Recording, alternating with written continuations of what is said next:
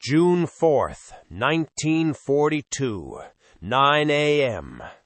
The air in Berlin's Reichschancellery Operations Wing hangs thick and stale, a metallic tang of dust and distant power. Outside, the city hums, a low thrum beneath the gray sky. But here, inside, the world shrinks to a vast map of Europe, scarred by the Eastern Front's bleeding lines. Typewriters clack a relentless, muted rhythm, a nervous heartbeat echoing through the vaulted rooms. Messengers, crisp in their uniforms, rush silent communiques from room to room, their faces grim. Adolf Hitler, his gaze often locked on the savage struggle against the Soviets, stands now at a massive oak table, surrounded by his inner circle. Routine intelligence summaries cascade before him, a torrent of war data compiled overnight.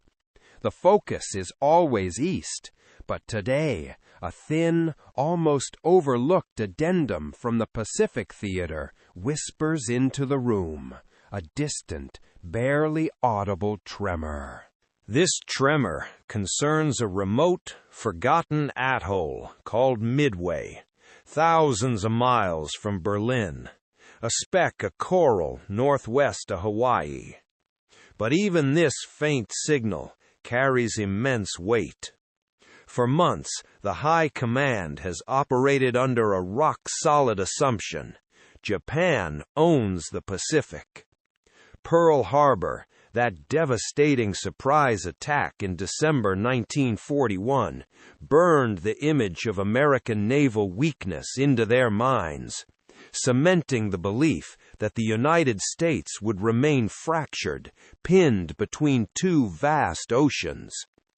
Germany's strategic blueprint, a complex tapestry woven with threads of conquest, hinges on this belief that America's formidable industrial might will mobilize too slowly, too divided, to ever fully threaten Europe. This Pacific War is Japan's responsibility, a distant sideshow to the real fight in the East, a battle for the very soul of the continent. Inside the sterile, high-ceiling rooms, the first reports from Midway are read with a chilling lack of alarm. The language is clinical, cautious, filtered through Japanese channels that emphasize engagement, not outcome. Aircraft losses are mentioned, but no totals, no devastating counts. Carrier movements are described, but confirmation of damage remains elusive. The battle is framed as ongoing, a fluid, tactical exchange. No one in Berlin speaks of disaster, not yet. The primary concern is the Eastern Front, the gargantuan, grinding machine of the war against the Soviet Union. This Pacific news feels like static on a radio, distant and easily dismissed.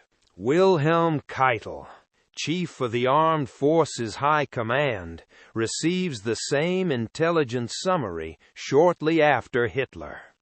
He sits hunched over his desk, buried under a mountain of logistical updates from the Eastern Front. Preparations for a renewed summer offensive, a brutal push to Stalingrad, consume his every waking thought.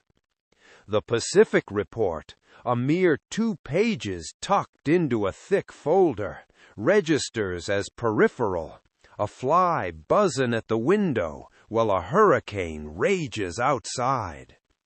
Germany's war, as Keitel understands it, will be won or lost on the vast frozen plains of the East, not on some faraway tropical reef.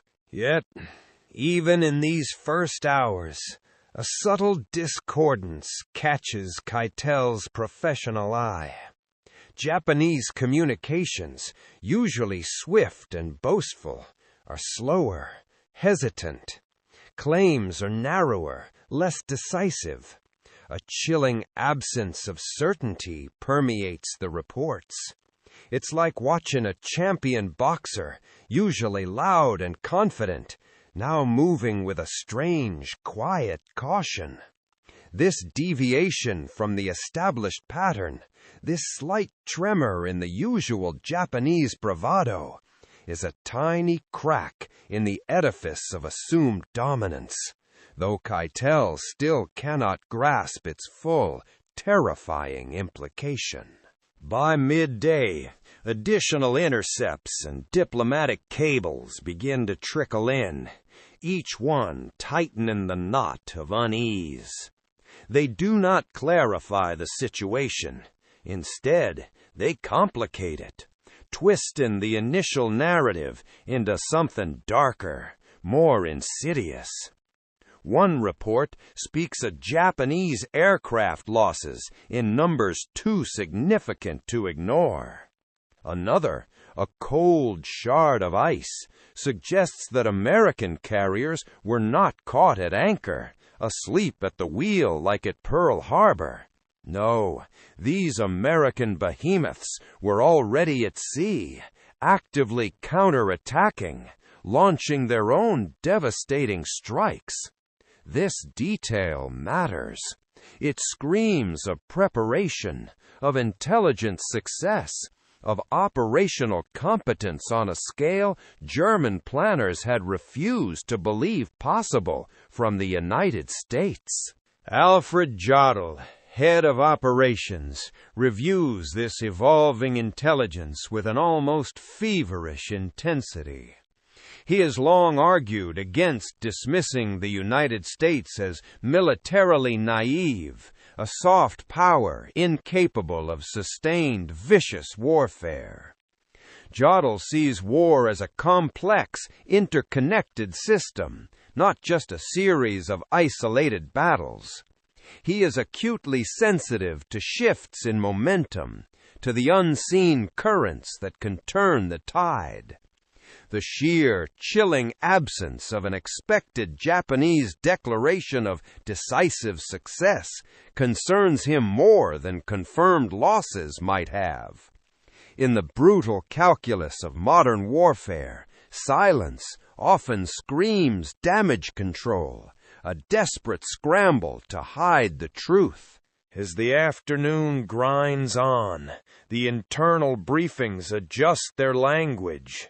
The subtle shifts, a harbinger of deeper problems. The battle is no longer a mere engagement. It is described as costly. American resistance, initially underestimated, is now characterized as unexpectedly strong. Japanese objectives are suddenly contested rather than achieved. Still, no explicit admission of defeat appears. This restraint is a product of both genuine uncertainty and a deeply ingrained cultural practice. Japanese military communications, particularly with allies, are designed to preserve authority and project confidence. German officers understand this, but they also understand what is missing: the ringing declaration of victory that should have thundered across the Pacific. Within Hitler's inner circle, discussion remains muted, almost fearful. Hitler himself shows little outward reaction, his gaze already shifting back to the immediate, crushing priorities of the Eastern Front.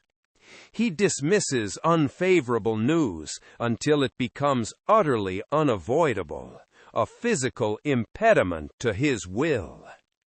The Pacific Theater, a vast expanse of water and islands, lies far from his direct control. Yet even he cannot ignore the stark strategic implications beginning to coalesce. If American carriers are still operational, then the United States retains its offensive capacity, a coiled spring ready to strike. If Japan has failed to destroy them, then America's industrial base, a titan of production, will have the time it needs to act. By early evening, a more detailed, chilling assessment reaches Berlin through naval intelligence channels. It suggests that at least one Japanese carrier has been severely damaged, possibly lost. The report is marked unconfirmed, no numbers attached, but the implication alone is a gut punch. German naval planners have studied carrier warfare with grim thoroughness, understanding its profound implications for sea control and power projection. The loss of a carrier is not a tactical setback, a mere blip on the radar. It is a strategic event, a catastrophic hemorrhage of power.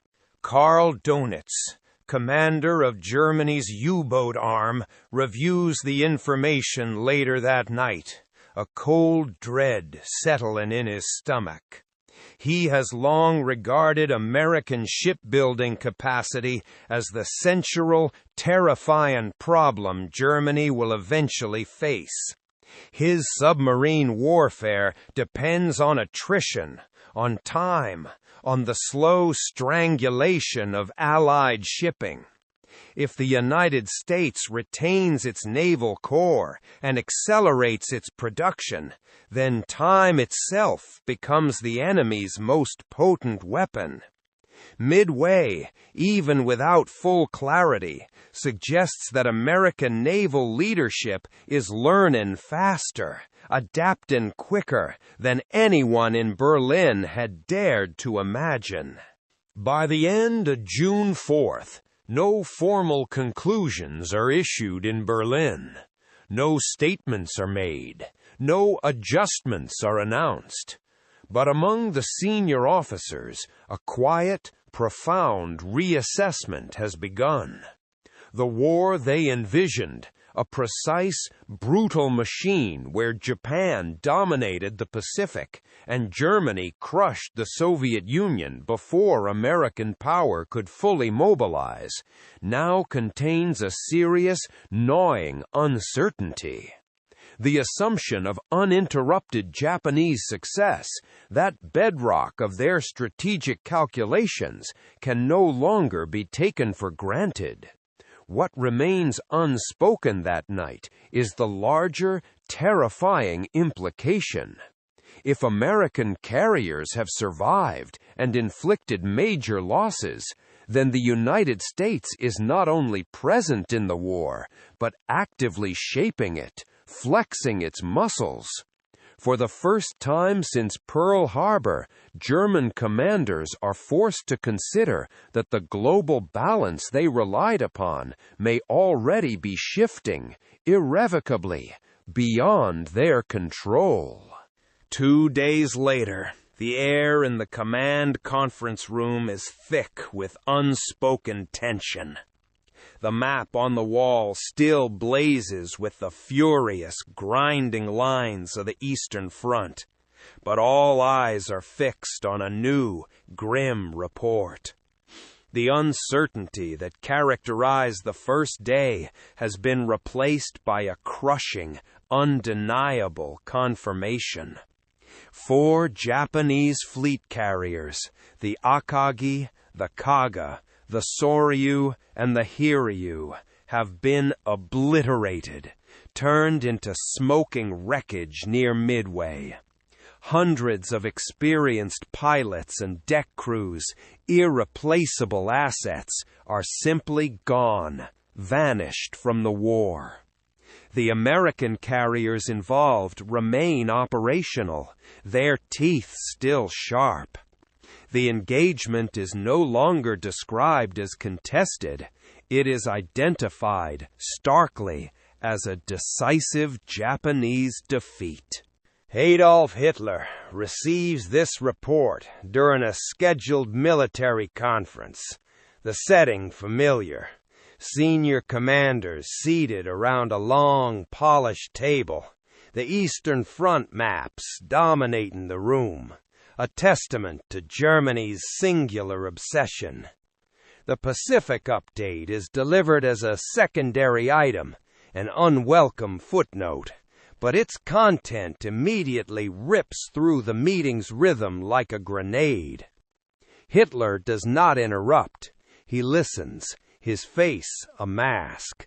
His reaction is restrained, almost unnerving.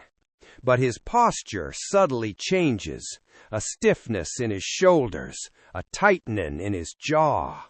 He asks questions, not about Japan's catastrophic losses, but about American capabilities. How many carriers were involved? How quickly could replacements be built? Whether this result indicates mere coincidence or genuine, terrifying competence. For Hitler, the true significance of Midway lies not in the Pacific theater itself, a distant battle he can't influence, but in what it brutally reveals about the United States. His worldview, forged in the fires of ideological conviction, has long rested on the assumption that America is industrially powerful, yes, but strategically slow, politically fractured, and culturally soft, utterly unprepared for sustained, brutal war. Pearl Harbor, that stunning blow, had been interpreted as confirmation of this belief. Midway, however, shatters that illusion. The battle suggests intelligence penetration, rapid decision-making, and coordinated carrier operations executed under immense pressure. These are not the traits of an unready, decadent opponent. These are the hallmarks of a deadly, evolving enemy. Wilhelm Keitel observes the shift in tone immediately, a cold dread washing over him. The conversation pivots sharply away from Japan's operational errors and directly towards American potential. This is an intensely uncomfortable direction. German planning, their entire grand strategy, has depended utterly on time.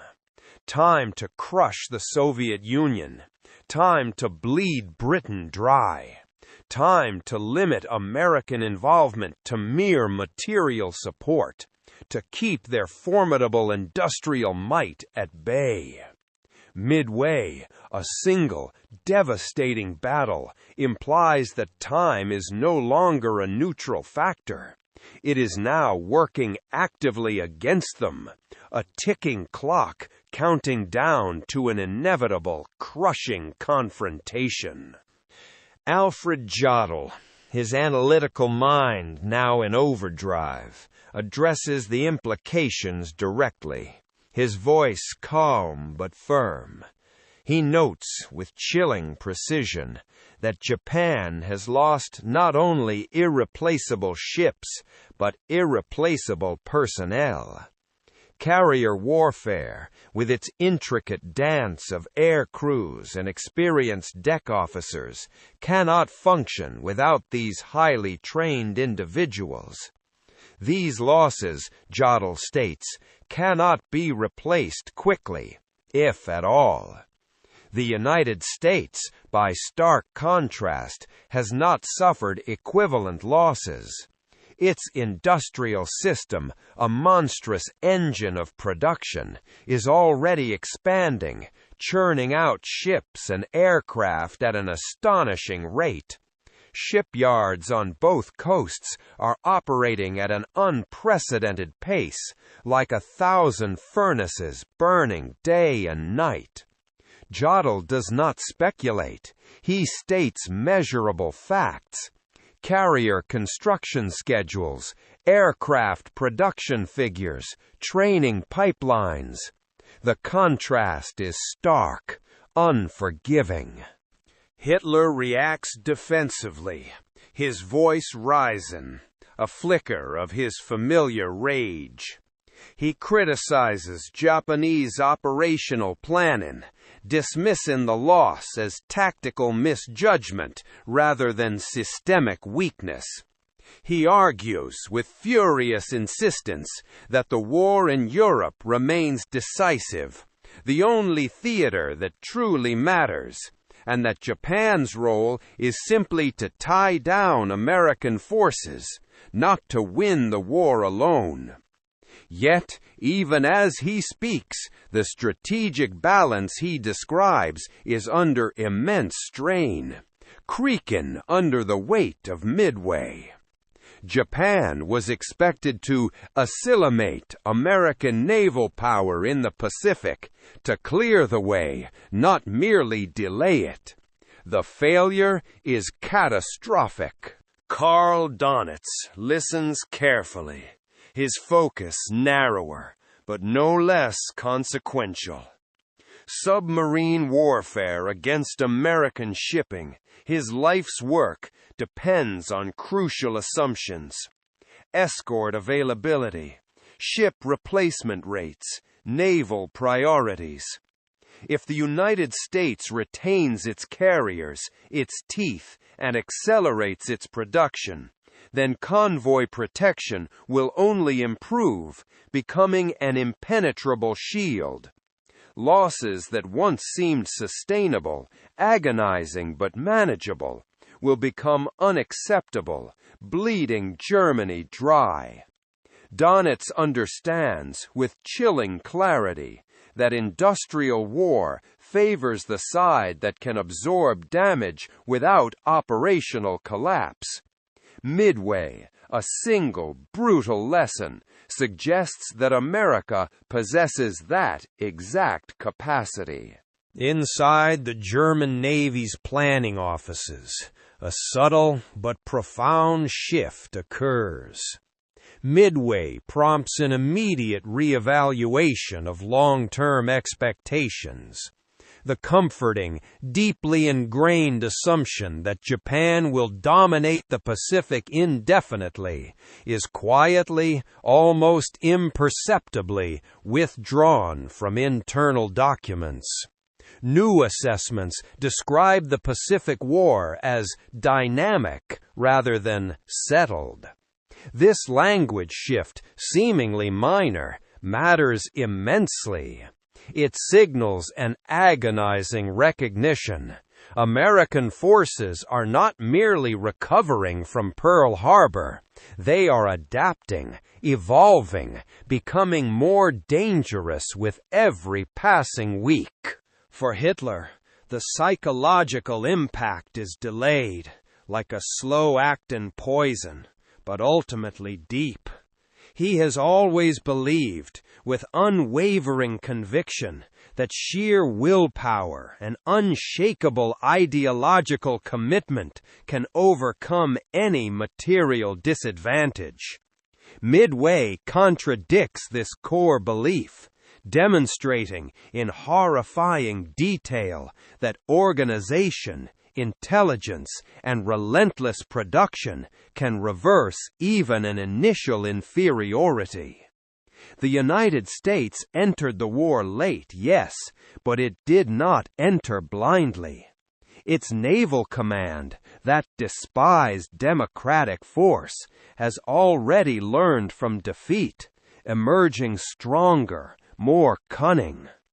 As the conference ends, no explicit orders are issued in response to Midway.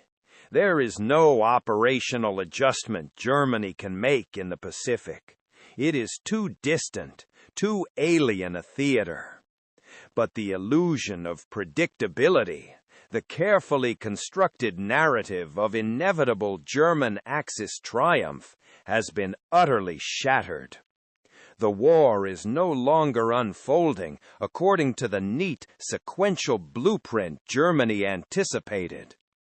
The enemy Hitler so casually dismissed as decadent and indecisive has just demonstrated clarity, resolve, and terrifying competence. The world is changing, and Germany is behind. That evening, internal memoranda circulate among senior planners, their pages rustling like dry leaves. They do not use dramatic, apocalyptic language. They do not predict immediate defeat, that forbidden word. They do, however, quietly, clinically, revise timelines. They extend estimates. They acknowledge risk with a grim professional detachment. These documents will never be read aloud to the public, never see the light of day. They are meant only for those who understand what has truly changed, those few who can read the tea leaves of war. Midway has not altered the battlefield in Europe. Soviet armies still stand in the east. British bombers still strike German cities. But the horizon has shifted, a vast dark cloud rolling in. The United States has revealed itself as an active, capable belligerent, a heavyweight fighter entering the ring. The war Germany intended to conclude quickly, with lightning blows, is transforming into a prolonged, grinding struggle of endurance. And endurance, more than courage or ideology, will decide who remains standing when belief alone is no longer enough. In the days and weeks following the Battle of Midway, the language used inside Germany's senior command subtly but profoundly changes in tone and content. Publicly, a wall of silence. Nothing is said in speeches, no mention in newspapers, no official summaries of the war even hint at the Pacific disaster. Official communications continue to emphasize unwavering confidence, iron resolve, and inevitable victory. Privately, however, behind closed doors, the senior leadership of the German military begins to speak with a chilling clarity that had been absent since the early, triumphant years of the war. Midway becomes a fixed reference point in internal discussions, not because of its remote location or its exotic participants, but because of what it brutally reveals about the enemy Germany now faces. Alfred Jodl, the meticulous head of operations, records his gnawing concerns in operational memoranda circulated only among the highest planning staff. He does not dwell on Japan's mistakes or assign blame. Instead, he focuses with laser-like precision on the American response. He notes that American carrier forces were not only present, but properly positioned, indicating successful intelligence work and impeccable command discipline. He points out that American naval aviation executed coordinated strikes under immense pressure, achieving decisive, crushing results in a narrow, brutal time window. For Jodl, this suggests a learning enemy, a frighteningly adaptive opponent capable of correcting errors with terrifying rapidity. He does not frame this as a future risk. He frames it as a present, undeniable condition, a force already in motion. Wilhelm Keitel's remarks during staff conferences are more guarded, careful, but no less revealing in their underlying anxiety. He emphasizes, with increasing urgency, the absolute need to accelerate operations in the East, arguing that Germany must achieve decisive results, crush the Soviets before American strength can be fully applied, before their monstrous industrial machine can truly mobilize. His urgency, a desperate edge to his voice, reflects an understanding shared by many in the room. The war's timeline is no longer open-ended, no longer a blank check. Midway has drastically shortened it. Every month that passes without resolution, every additional week now undeniably favors the enemy. Within naval command circles, Karl Donitz, his face etched with grim determination, becomes increasingly direct, his words sharp as a scalpel. He argues with a chilling logic that the United States has demonstrated the terrifying ability to absorb catastrophic losses without suffering strategic paralysis. This, he explains, is the central, terrifying advantage of an industrial power operating far from its homeland, a superpower that can simply replace what is destroyed. Donitz warns, his voice low and firm, that even U-boat successes, however hard won, will be temporary, will be temporarily overwhelmed, a task he privately acknowledges is becoming tragically unlikely. American shipbuilding figures continue to rise, climbing like a monstrous tide. Escort numbers swell. Training programs expand relentlessly. Midway, he knows, reinforces his deepest fear, that the United States is organizing for a war measured in years, not mere campaigns. These internal discussions are not emotional in tone. They are professional, clinical, but their substance is unmistakably anxious, a simmering dread just beneath the surface. The generals no longer debate whether the United States can fight effectively. That question has been answered with brutal finality at Midway. Now they debate how long Germany can delay the inevitable, crushing concentration of American power in Europe. This shift marks a profound psychological turning point within the high command. The enemy is no longer an abstract, underestimated concept. It is now defined, measured, and, increasingly, chillingly, respected. Adolf Hitler's presence, as always, complicates these conversations. In his formal conferences, he continues to express unwavering confidence in Germany's destiny, dismissing concerns about American intervention as exaggerated, even cowardly. He attributes Midway solely to Japanese tactical error, a fleeting misstep, rather than American competence, refusing to acknowledge the deeper systemic implications. Yet his private behavior tells a different, more troubling story. He interrupts briefings more frequently, his temper quickening. He demands precise production figures, scrutinizing them with a new, frantic intensity. He questions assumptions that previously went unchallenged, his certainty visibly eroding.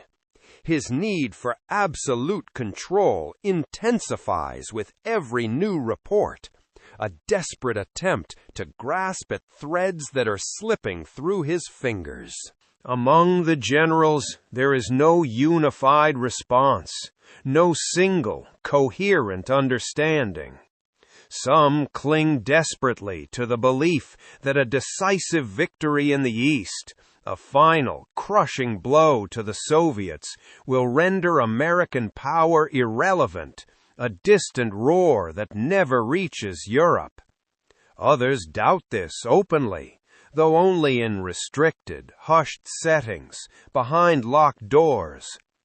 What unites them, however, what they all silently acknowledge, is the terrifying recognition that Germany is now fighting a true global war against an opponent with unmatched resources and a demonstrated terrifying adaptability. Midway becomes shorthand, a silent nod for that stark, brutal reality. The most revealing statements occur not in formal meetings, not in the polished public pronouncements, but in marginal notes scribbled in thick binders, in after-action reviews circulated only among the most trusted, and in private correspondence exchanged with a grim, professional honesty. These documents reflect a purely professional military assessment, stripped bare of all ideology, of all wishful thinking. They acknowledge with chilling clarity that Japan's carrier losses are irreplaceable in the near term, a gaping wound that cannot be stitched closed. They recognize that American training pipelines, that steady stream of new pilots and crews, are expanding faster, far faster than Axis planners had ever anticipated. They accept, with a grim resignation, that the technological gap, once Germany's proud advantage, is narrowing, not widening. No one speaks of surrender. No one predicts outright defeat. But the language of inevitability begins to appear, carefully, indirectly. Phrases about unfavorable ratios, extended timelines, and cumulative disadvantages recur with increasing, chilling frequency. These are not the words of men who believe the war can be shaped at will. They are the words of men who understand, with a growing dread, that control is slipping irrevocably. Midway also dramatically alters how German generals view coordination within the Axis alliance. The initial assumption of parallel success, of a synchronized, unstoppable march to victory, is replaced by a profound, gnawing concern over divergent capacity. Japan's catastrophic loss brutally exposes the vulnerability of relying on an ally whose industrial base simply cannot match its opponents. The war is no longer synchronized, no longer a unified, unstoppable force. It is fragmented, uneven, and increasingly difficult to manage. A multi-headed beast pulling in different, weakened directions. As summer advances, these internal assessments grow increasingly somber, the weight of them crushing. The Eastern Front, a ravenous maw, demands immense, impossible resources. Air defense strains under the relentless, increasing Allied bombing. The sound of sirens, a constant, nerve-shattering accompaniment. U-boat losses mount, each sunken submarine a tiny grave in the vast Atlantic. Midway does not cause these pressures. The problems are already festering. But Midway clarifies their trajectory. It confirms with chilling certainty that the enemy is not only resisting, but is actively, relentlessly improving, learning, adapting. For the German generals who see this clearly, whose professional judgment cuts through the fog of ideology, Midway marks the precise moment when cold, hard reality overtakes fervent, misguided belief. They continue to serve, of course. They continue to plan, to issue orders, to fight with grim discipline. But beneath their rigid adherence to duty lies a deep, unspoken understanding. The war's balance has shifted in a way that cannot be reversed by will alone. What they do not yet know is how long the war will last, or how complete the consequences will ultimately be. They know only that the assumptions of the past no longer hold, and that the future will be shaped by forces utterly beyond their control. Inside German planning offices, the consequences of Midway are no longer discussed as a single, isolated naval defeat. They are treated with a grim reverence as undeniable evidence of a structural imbalance, a fundamental flaw in their strategic calculus that cannot be corrected, no matter the brilliance of their tactics. Strategic memoranda drafted in the late summer of 1942 begin to reflect a new, terrifying understanding of the war's inexorable direction. The focus shifts dramatically from achieving outright victory to managing risk, to desperately delaying collapse, to extracting maximum effect from rapidly diminishing resources. Midway stands as a stark, chilling confirmation. Time, once Germany's most reliable ally, is now working relentlessly against it. A relentless, ticking bomb. Alfred Jodl, his brow furrowed, reviews updated production figures alongside operational forecasts. The numbers precise, stark, and utterly unforgiving. American aircraft output continues to climb, a relentless, terrifying ascent.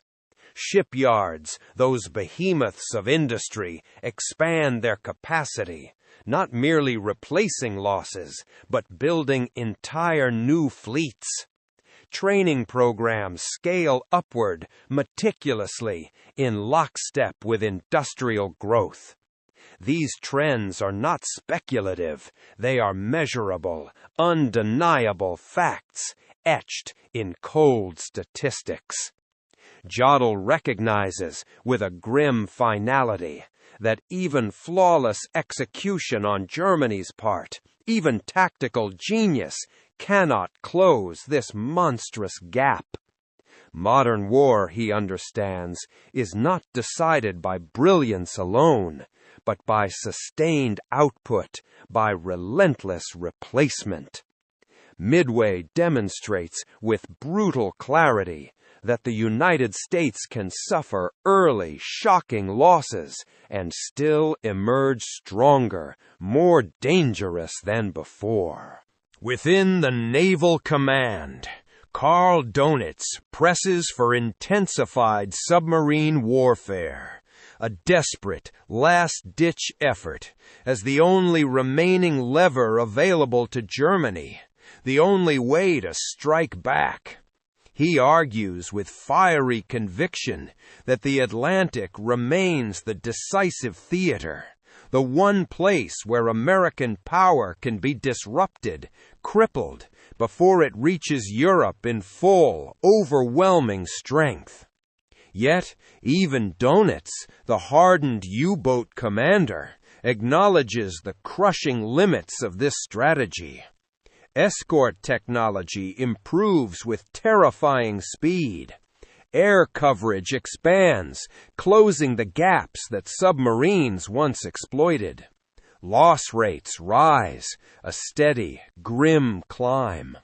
The balance between ships sunk and submarines lost grows less favorable with each passing month, a brutal ledger written in blood. Midway reinforces his deepest fear, that the United States will not be delayed. For Wilhelm Keitel, the implications are operational rather than abstract, immediate rather than theoretical. He urges acceleration on all fronts, faster offensives, a greater, almost reckless acceptance of risk. He believes, with a desperate fervor, that only decisive, overwhelming action can prevent the inevitable convergence of American, British, and Soviet power, a tightening noose around Germany's neck. But these recommendations crash head-on into the brutal wall of reality. Logistic strain under the relentless expansion. Fuel shortages, like a slow poison, increase. Manpower losses accumulate, bleeding the army dry. The system is already stretched to its absolute limits, groaning under the impossible weight.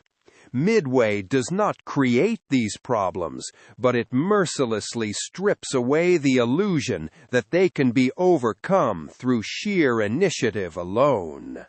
Adolf Hitler responds to these grim assessments with increasing rigidity, a hardening of his will, a desperate refusal to yield. He rejects proposals that imply strategic contraction or prioritization, clinging to his vision of total, unstoppable conquest. He insists with furious conviction that willpower and unshakable resolve can and must offset any material disadvantage. Yet his directives become more detailed, more intrusive, more micromanaging, and less flexible, choking the initiative of his commanders. This behavior reflects immense internal pressure, a desperate clinging to control rather than genuine confidence. He senses acutely that the margin for error has vanished, evaporated like mist. Midway has shown that the enemy does not need to be superior everywhere to be decisive. It needs only to endure, to outlast, to replace. The German military begins to understand, with a chilling clarity, that the war has entered a phase where outcomes will be determined cumulatively, a relentless, snowballing momentum. Each loss compounds the next, like a chain reaction of disaster. Each delay benefits the enemy, giving them precious time. Midway exemplifies this brutal shift. Japan's catastrophic loss of 4 carriers cannot be reversed quickly, if at all. The experienced crews are gone forever. The training pipeline, however efficient, cannot replace them in time. Meanwhile, American carriers remain active, their power growing, supported by an expanding, inexhaustible infrastructure. The asymmetry, the imbalance, is now terrifyingly clear. Strategic discussions increasingly reference the chilling concept of irreversibility. Certain thresholds, once crossed, cannot be restored, no matter the effort, no matter the sacrifice. Midway is identified, with a grim nod, as one such threshold. It signals the precise point at which American naval power moves decisively from recovery to unstoppable expansion. For Germany, this means that the prospect of keeping the United States permanently divided between 2 vast oceans, its power diluted, has utterly failed. American forces will eventually concentrate, their full weight brought to bear. The question is no longer if, but when. This devastating realization alters the entire tone of German planning. Optimistic projections, once the lifeblood of their strategy, disappear completely. Contingency planning, a grim exercise in damage control, becomes dominant. Leaders speak less about shaping events, about imposing their will, and more about desperately responding to them, reacting to an enemy they can no longer control. The language of inevitability, that whispered, forbidden truth, grows more common, though never, ever publicly acknowledged. The war Germany hoped to conclude through speed and shock, through lightning strikes, is transforming, agonizingly, into a prolonged struggle of attrition against an opponent uniquely suited to endure it. Midway also reframes the moral dimension of the conflict for some within the German officer corps, a subtle, disturbing shift. They begin to see, with a dawning horror, that ideology, however fervent, cannot manufacture resources.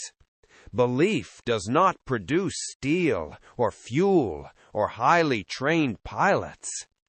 The United States fights not from desperation, not from an ideological fervor, but from sheer, overwhelming capacity.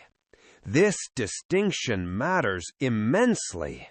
It means that the enemy's strength will only increase over time, rather than diminish, an unstoppable tide. By late summer, Midway is no longer debated. It is simply accepted, a grim, undeniable fact. It becomes part of the baseline from which all future planning proceeds, a permanent, scarring entry in the ledger of war. The war is now understood, privately, as unwinnable through conventional means, through the strategies they have always known. Though this chilling conclusion remains confined to private thought, duty, discipline, and hierarchy ensure that operations continue. Orders are obeyed. Plans are drafted.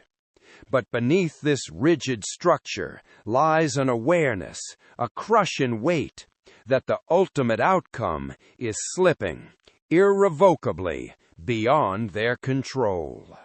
What Midway ultimately represents for German leadership is not merely defeat, but exposure.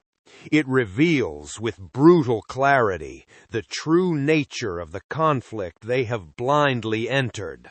A war not decided by singular dramatic victories, by brilliant tactical maneuvers, but by the relentless accumulation of capacity over time, by sheer, overwhelming industrial might. A war in which Germany's strengths are finite, rapidly depleting, and its enemies are expanding, growing stronger with every passing day. The question that now lingers, a cold, gnawing dread, is not how to win, but how long the system can hold before the imbalance becomes utterly impossible to conceal. By the end of 1942, the Battle of Midway has vanished from public German discourse. It is not mentioned in speeches, not reported in newspapers, not even hinted at in official summaries of the war. No explanations are offered. No lessons are publicly acknowledged. The event exists only in the shadowed realm of internal documents and private understanding, a ghost in the machine.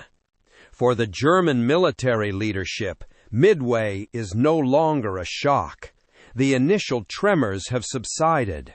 It has become a quiet reference point, a moment fixed in memory as the first clear, unmistakable signal that the war's direction, the grim trajectory of their fate, cannot be reversed.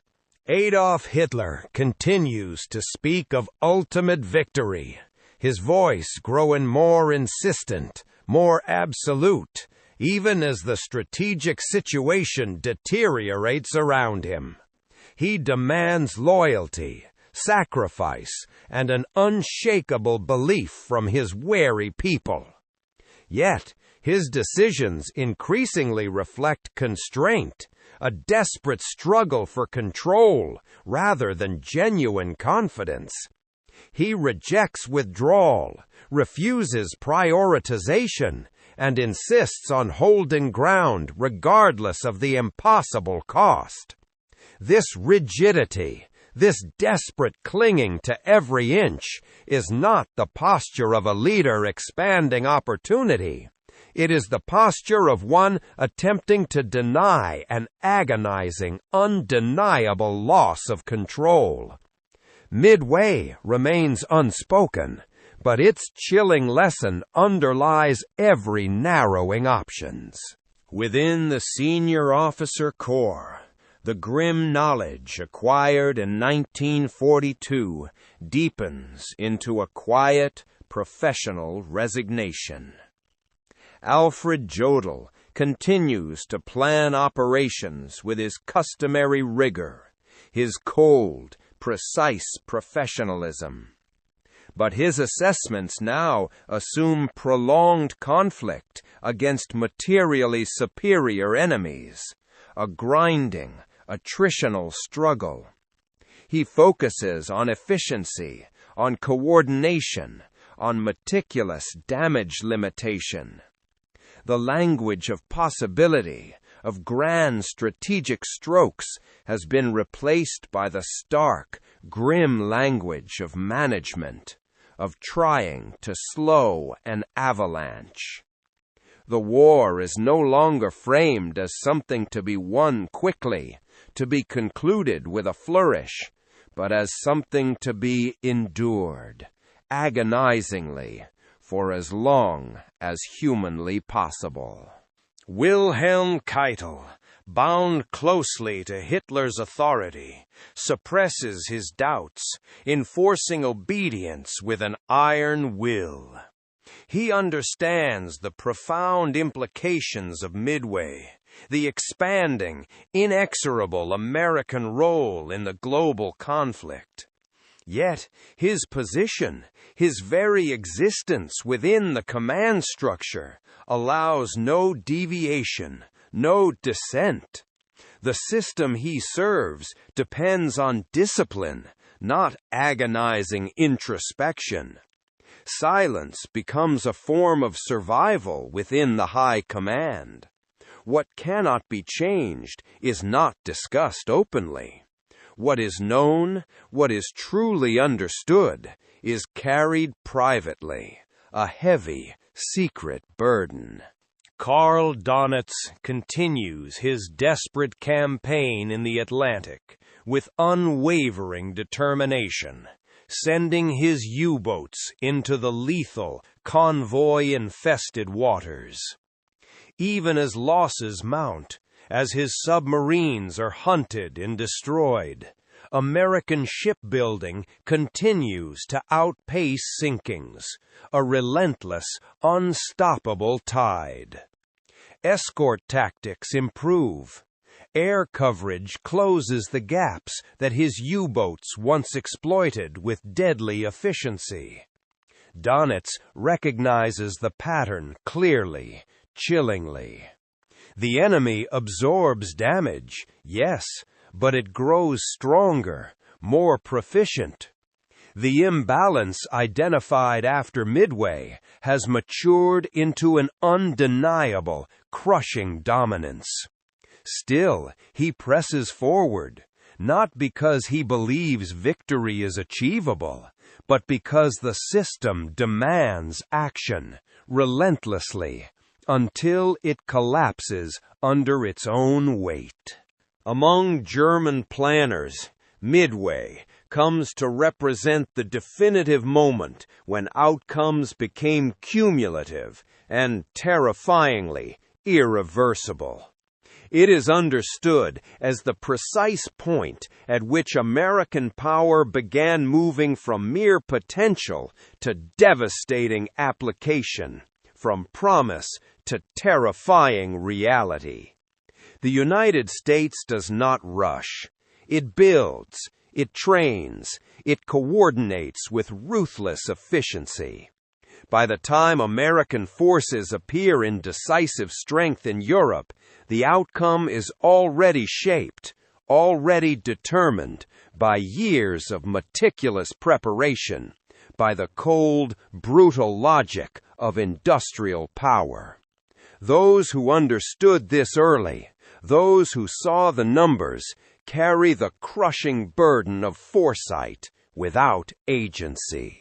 As Allied bombing intensifies, turning German cities into burning craters, and the Eastern Front drains manpower and material like a hemorrhage, the awful awareness first sharpened by Midway spreads quietly through the upper ranks. There is no single moment of acknowledgement, no collective admission of defeat. The truth settles gradually, an insidious poison, through patterns of numbers, through figures that cannot be denied, through repeated, brutal confirmation. The war Germany hoped to control through speed and will, through sheer force of personality, has become a process driven by attrition and capacity, by the cold, unforgiving mathematics of industry. The contrast between the public narrative, the propaganda of salvation, and the private understanding, the grim calculations of depletion, grows wider, a chasm. Officers continue to serve, bound by oath and structure, even as belief erodes, as hope drains away. This coexistence of duty and doubt defines the final, agonizing years of the war for Germany's leadership. They are no longer fighting for victory as they once defined it. They are fighting desperately to postpone the inevitable. Midway's place in this story is not dramatic in hindsight. It did not end the war. No German cities burned because of it. No armies retreated immediately. Its profound power lies in what it revealed early, to those few trained to see patterns rather than headlines, to understand the grim calculus of modern war. It exposed the fundamental imbalance at the heart of the conflict, an imbalance that ideology could not correct and courage alone could not offset. When the war finally ended in Europe in 1945, the devastating outcome shocked civilians who had been fed a diet of lies and false hope. But it did not shock those who had studied the numbers, those who had seen the patterns years earlier. For them, the conclusion had been visible since the moment American carriers survived and struck back in the Pacific. Midway did not end the war, but for the German High Command, it marked the beginning of the end.